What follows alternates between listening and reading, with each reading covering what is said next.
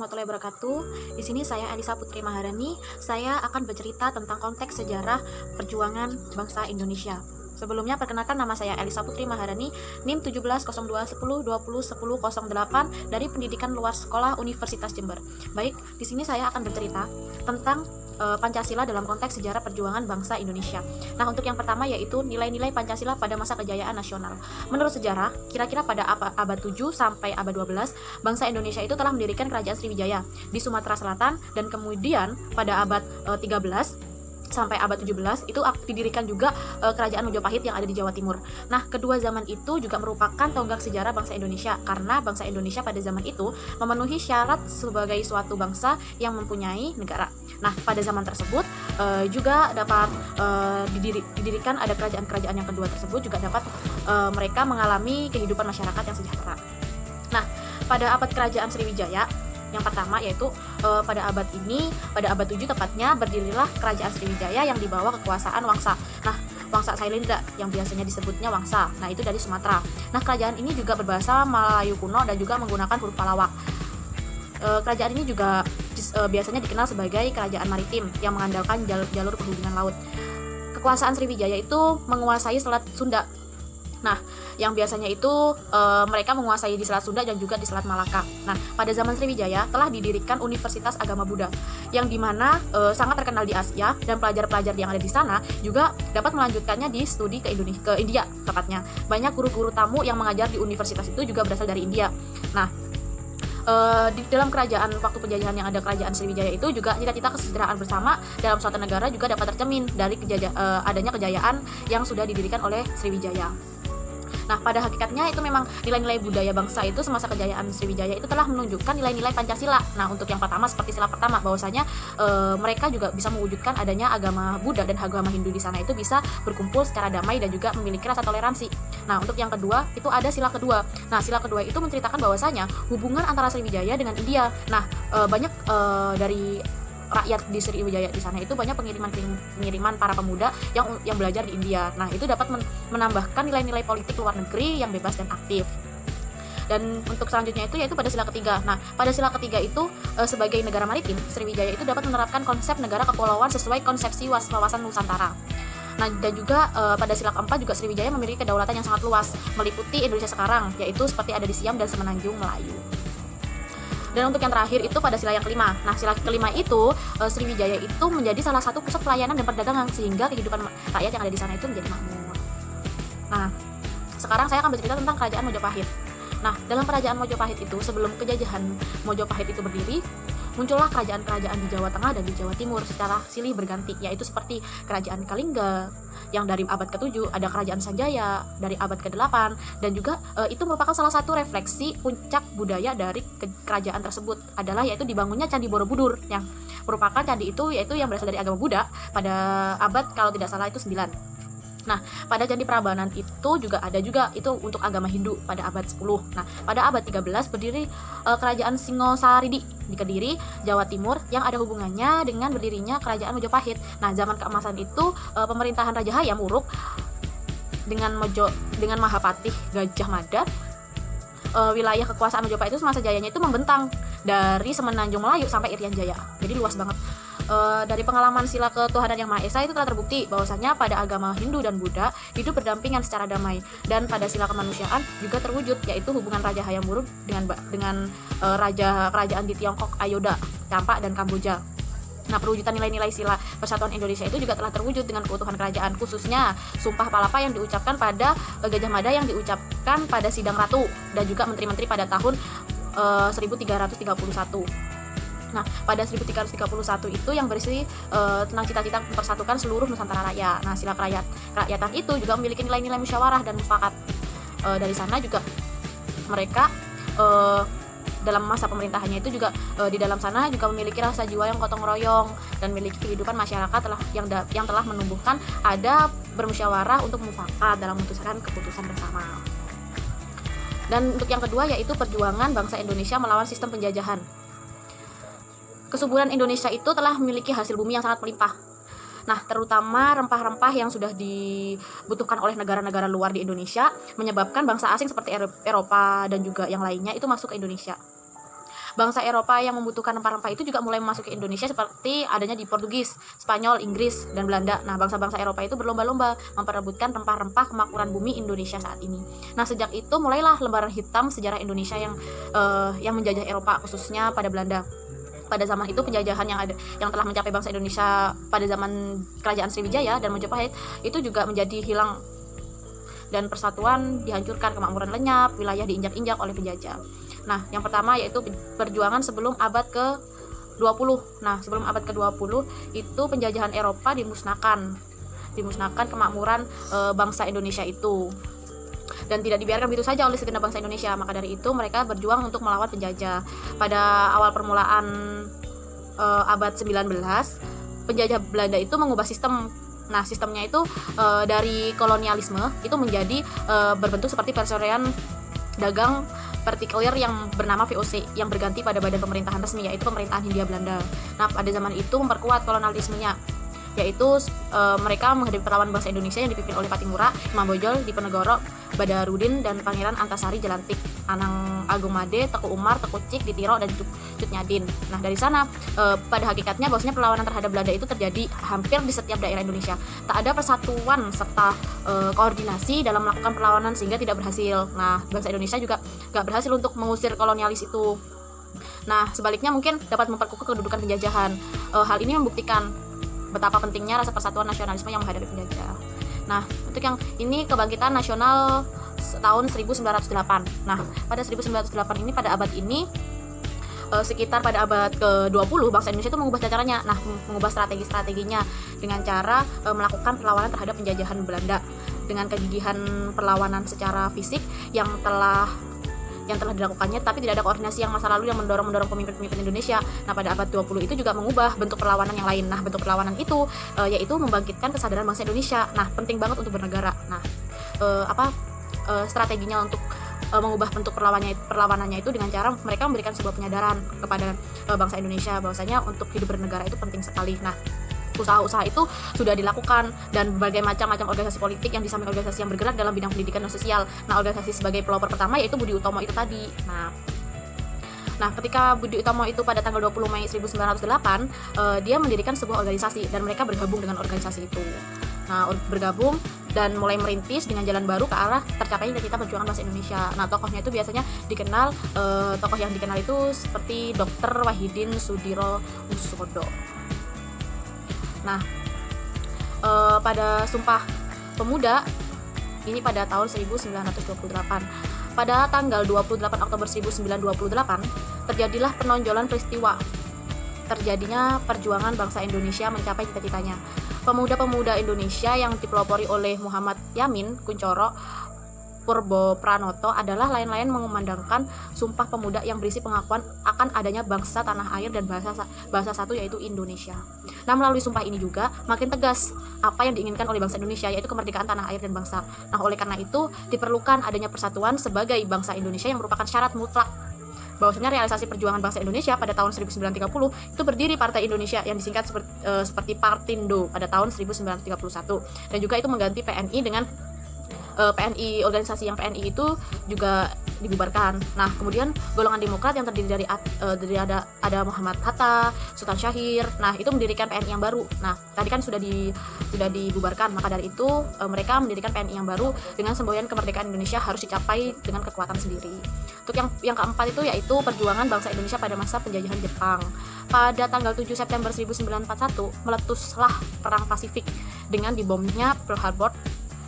Dengan Jepang dalam waktu yang singkat, Jepang dapat menduduki daerah-daerah yang merupakan itu salah satu daerah jajahan sekutu di daerah Pasifik. Nah, kemudian pada tanggal 8 Maret 1942 Jepang itu mulai memasuki wilayah Indonesia dan menghalau penjajah Belanda.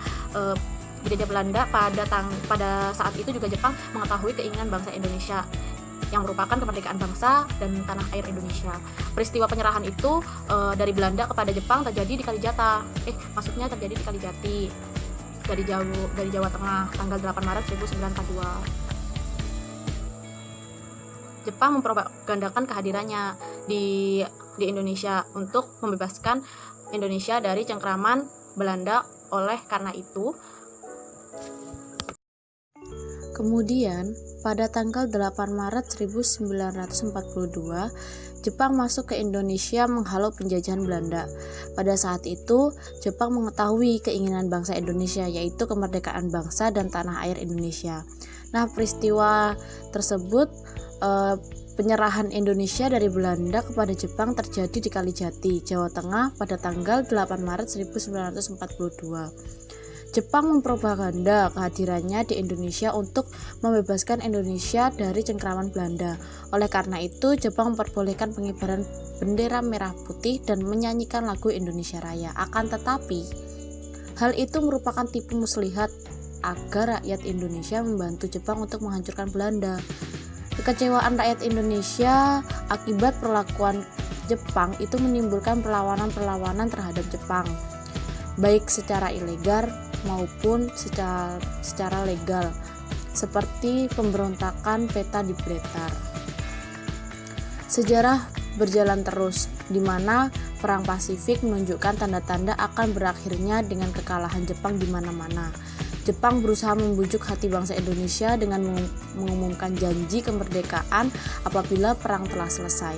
Bangsa Indonesia diperkenankan memperjuangkan kemerdekaannya, bahkan menganjurkan agar berani mendirikan negara Indonesia merdeka di hadapan musuh Jepang. Nah, untuk selanjutnya yaitu Proklamasi Kemerdekaan 17 Agustus 1945. Pembahasan pada subbagian ini memang meliputi beberapa proses perumusan Pancasila dan Undang-Undang Dasar 1945, Proklamasi Kemerdekaan dan maknanya, dan proses pengesahan Pancasila Dasar Negara dan Undang-Undang 1945. Proses perumusan Pancasila dan Undang-Undang itu dapat ditindaklanjuti dari janji Jepang. Maka itu tanggal 1 Maret 1945 Jepang mengumumkan akan dibentuknya Badan Penyelidik Usaha-Usaha Persiapan Kemerdekaan Indonesia atau BPUPKI. Badan penyelidik ini kemudian dibentuk pada tanggal 29 April 1945 yang diketuai oleh Dr. KRT Rajiman Widyoningrat. Dengan adanya badan penyelidik ini, bangsa Indonesia dapat secara legal mempersiapkan kemerdekaannya untuk merumuskan syarat-syarat yang harus dipenuhi sebagai negara kemerdekaan. Nah, pada tanggal 29 Mei, Mr. Muhammad Yamin mendapat kesempatan pertama untuk mengungkapkan pendapatnya atau pidatonya di hadapan sidang lengkap Badan Penyelidik yang pertama. Nah, pidato itu berisikan tentang yang pertama, peri kebangsaan, peri kemanusiaan, peri ketuhanan, peri kerakyatan, kesejahteraan rakyat.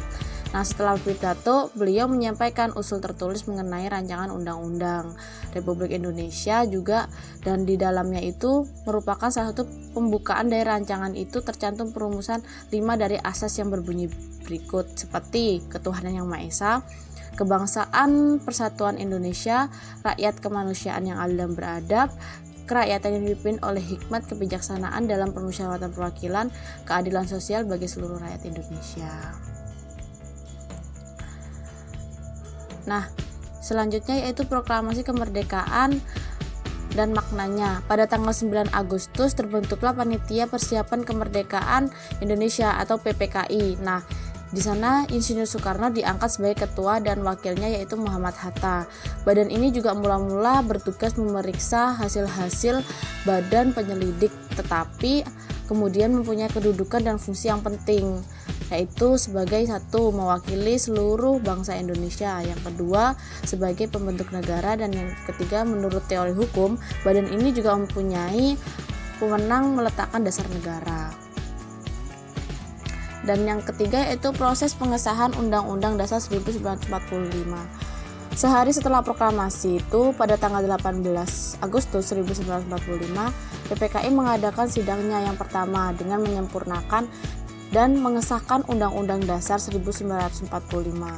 Undang-Undang Dasar 1945 itu terdiri dari dua bagian, yaitu bagian pembukaan dan bagian belakang. Dari bagian belakang itu bagian batang tubuh Undang-Undang Dasar. Nah, hasil sidang pertama menghasilkan keputusan, yaitu mengesahkan Undang-Undang Dasar 1945 yang meliputi yang pertama melakukan beberapa perubahan pada Piagam Jakarta yang kemudian berfungsi sebagai pembukaan Undang-Undang Dasar 1945, menetapkan rancangan hukum dasar yang telah diterima oleh Badan Penyelidik pada tanggal 1945 tanggal 17 Juli. Terus antara memilih presiden dan wakil presiden yang pertama, terus menetapkan berdirinya Komite Nasional Indonesia Pusat sebagai badan musyawarah darurat. Dan yaitu selanjutnya perjuangan pertahankan dan mengisi kemerdekaan Indonesia. Pembahasan subbagian ini juga tentang memperjuangkan, pertahankan, dan mengisi kemerdekaan Indonesia meliputi periode revolusi fisik, kemerdekaan demokrasi liberal, orde lama, orde baru, dan era global.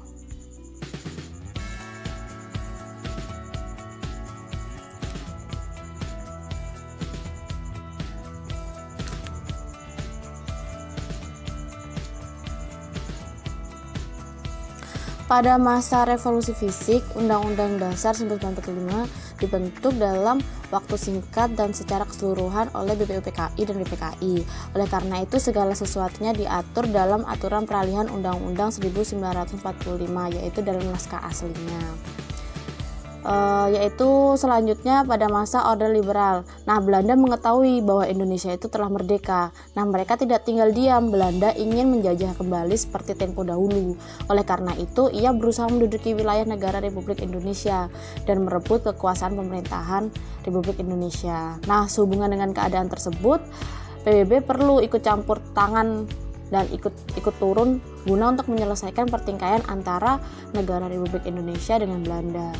Nah, dengan diusahakan suatu konferensi yang diadakan di Den Haag pada tanggal 23 Agustus 1949 sampai 2 November 1949 yang dikenal dengan nama Konferensi Meja Bundar KMB, yang hasilnya itu ada beberapa, yaitu yang didirikannya negara Republik Indonesia Serikat. Lalu pengakuan kedaulatan oleh pemerintahan Kerajaan Belanda kepada pemerintahan negara Republik Indonesia Serikat. Didirikan uni antara Republik Indonesia Serikat dengan Kerajaan Belanda, yaitu lanjut ke masa Orde Lama. Pemilu tahun 1955 dalam kenyataannya tidak dapat memenuhi harapan masyarakat, bahkan kestabilan dalam bidang politik, ekonomi, sosial maupun hankam. Keadaan ini disebabkan oleh hal-hal seperti makin berkuasanya modal-modal raksasa terhadap perekonomian Indonesia. Akibatnya silih berganti kabinet, maka pemerintahan tidak mampu menyalurkan dinamika masyarakat ke arah pembangunan, terutama pembangunan bidang ekonomi.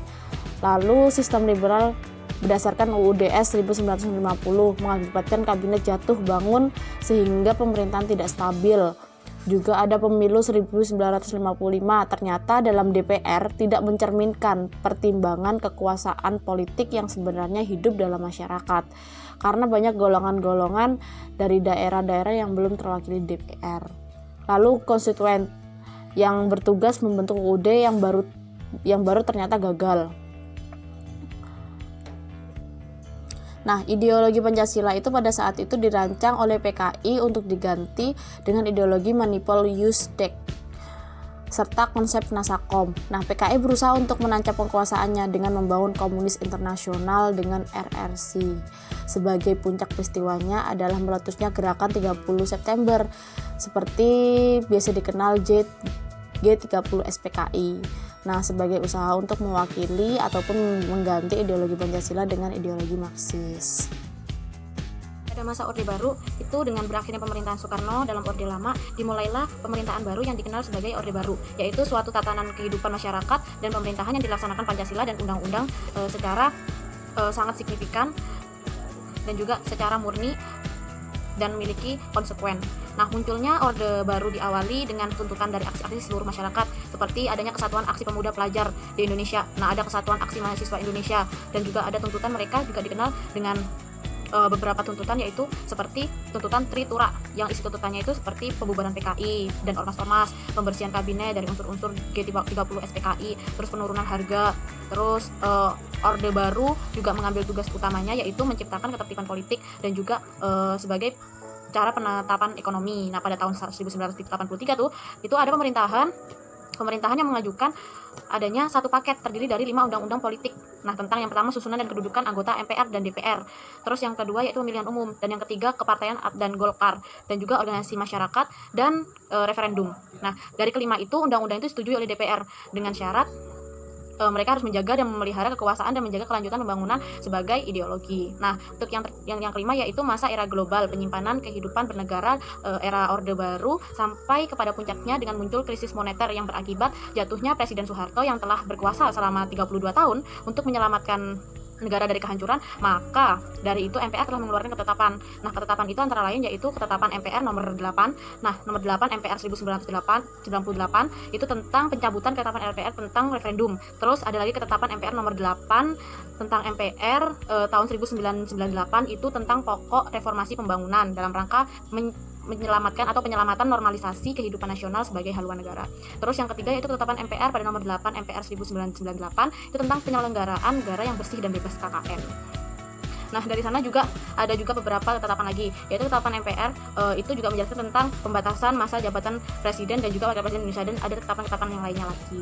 Nah, sekalipun MPR telah mengeluarkan ketetapannya, namun permasalahan yang ditinggalkan oleh pemerintahan dalam Orde Baru ini itu bukanlah masalah yang sedikit sehingga merumitkan bagi pemerintahan. Nah, pemerintah transisi ataupun pemerintahan di era reformasi untuk keluar dari permasalahan tersebut. Nah, pada masa era global itu telah 3 kali pergantian presiden, yaitu pada B.J. Habibie yang pertama dengan kabinet reformasi pembangunan Presiden Abdurrahman Wahid.